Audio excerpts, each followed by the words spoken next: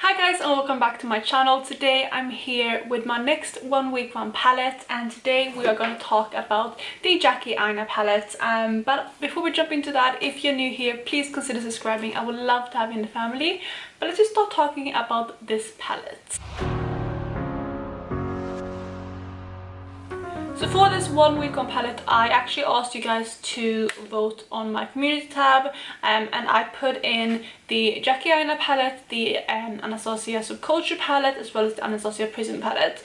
And this one, with I think 50% of the votes, I had about 500 people voting, and 50% voted on this one. And I think the Subculture came in second, and then the Prism one came in last. But I was really excited about that because this is a palette that I wanted to kind of dig into and play around with. Anyway, I actually hadn't reached for this at all before starting this 1 week 1 palette, so it was kind of like a first impression as well. But this is what the palette looks like. It is a really pretty palette, and on first kind of look at it, I feel like it looks quite colorful, but I've actually been able to make quite a big mix of neutral and colorful looks over the past week. I will get into all of the looks in a second, but let's just go ahead and show you the swatches of this palette. So I went ahead and I swatched the palette. It's really hard to show you because my arm twists, but that is what the color story looks like. So you can see at the top right here, there are a lot of pinky tones. There are kind of like a shimmer shade first, and then there are like the 3 pinky purples in the palette.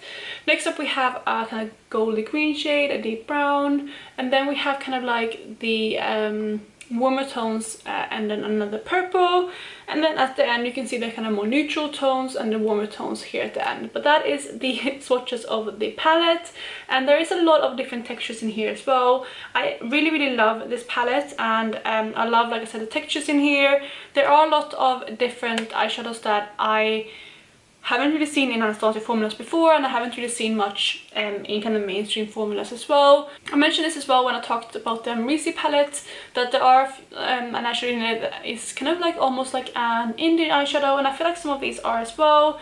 The shade Sponsored, which is this one right here, is almost like a multi-chrome. It's like a subtle multi-chrome, but it's very pretty. And then we have this shade right here called Trust Issues, and it's almost like a glittery iridescent shade, which is also something that you find in indie palettes quite a lot. Overall, I am really happily surprised by this palette. I kind of knew that I would like it anyway, but this was a palette from Anastasia that I was umming and ahhing over for a long time if I wanted to pick it up, because I thought it would just be too deep for me, and I thought that it would be hard for me to create full looks with this palette. But I am so happily surprised. I am so glad I picked this up, and it's one of my favorite palettes now from Anastasia because of the unique both color story as well as formula. So let's just move into the part where I speak about the looks that I created over the last week, because I have quite a few things to show you, and I feel like if I do show you the looks that I created, I can kind of show you as well what I mean by the versatility of this palette. So let's just jump into that. So for day number 1, I decided to make a look with the eyeshadows that I'm panning in this palette, because I actually have 3 eyeshadows that I'm panning, 2 from my A to C product pan as well as 1 from my Panos eyeshadows. So the first look that I did was mainly featuring these 3 shades right here, and I started by putting the shade Edges, which is this deeper orange right here, and I put that all over my lid as well as my lower lash line, and kind of just smoked that out a little bit. Then what I did is I picked up the shade Ginger, which is this one right here, and I just used that to blend out the shade Edges because it is kind of like a lighter version of it.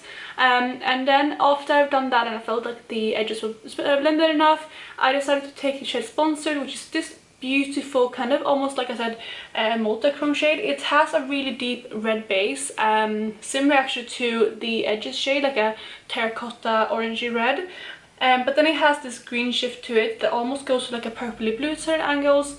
And that's what I mean by it being almost like a multi-chrome, because it has that base color and those 2 shifts. And then to finish off the look, I took a little bit more of Edges and put that on my outer corner, and then I used the color Soleil in my inner corner. For day 2, I decided to make more of a pinky look. So I took the shade Supreme, which is this one right here, and I put that in my crease as well as my lower lash line.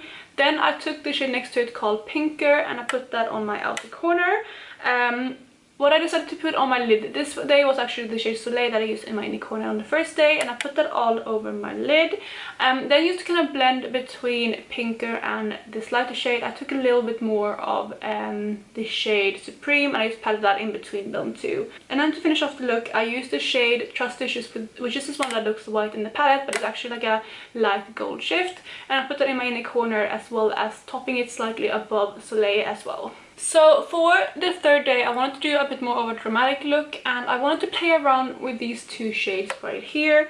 So I wanted to do kind of like opposite color with these two. So what I did is I took the shade Ginger right here and I put that in my inner crease, and I blended that into the shade Big Wig right here. So those two are kind of the shades that I used in my crease. And then on my actual lid, I took the opposite color. So I used the shade Shookington here on my inner lid, and the red shade Wigglies here on my outer lid.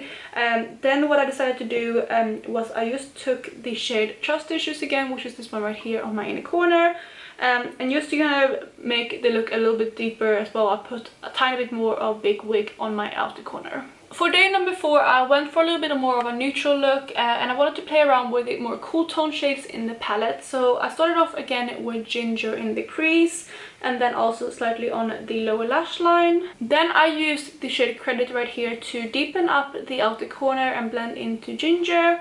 And then I took the shade Literation, which is this one right here, and I put that all over my lid.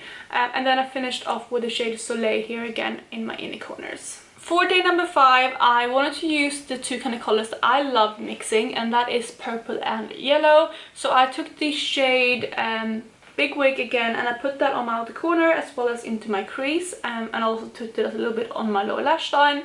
Then to help blend out this really deep shade, I took a little bit of Supreme just to blend out the edges, so that kind of became my blending out shade. Then I took the shade Drolas right here, which is this kind of yellowy green, and I put that all over my lid. And then to finish off the look, I took the shade Trust Issues here again in my inner corner. Then for the final look that I did yesterday, apart from this look, I wanted to go for a bit more of a neutral look again, but I wanted to focus on the warmer tones in the palette.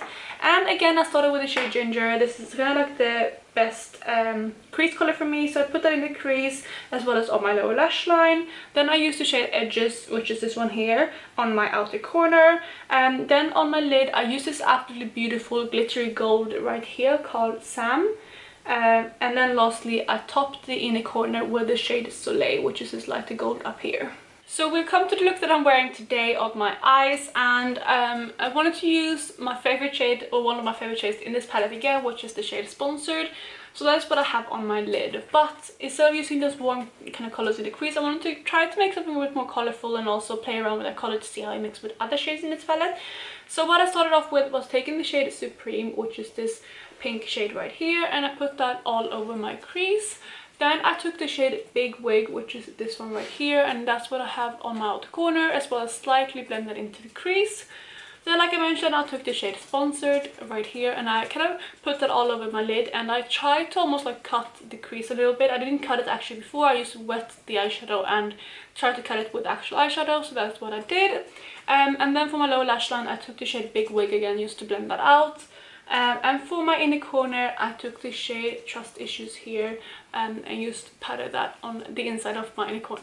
So those were all the looks that I did from this palette over the last week, and what I hope you can see in those looks is that this palette is very, very versatile. You can create a lot of different looks from here, and I'm sure that I could have continued working on this palette for at least another week and creating completely new looks, because it's just such a versatile color story, and it's actually surprisingly easy to create looks out of these. Like I said, one of my worries with this one was that I wouldn't be able to create complete looks with this because I was scared that the colors would be too dark, or yeah, just not really go together. But these shades are so blendable, they're so easy to work with, and even the deeper shades in the palette of things that look a bit deeper, like for example this shade here, which is Ginger, that looks quite deep to be a transition shade, but as you saw, it blends out really, really beautifully, so it's easy for me to use that as a transition.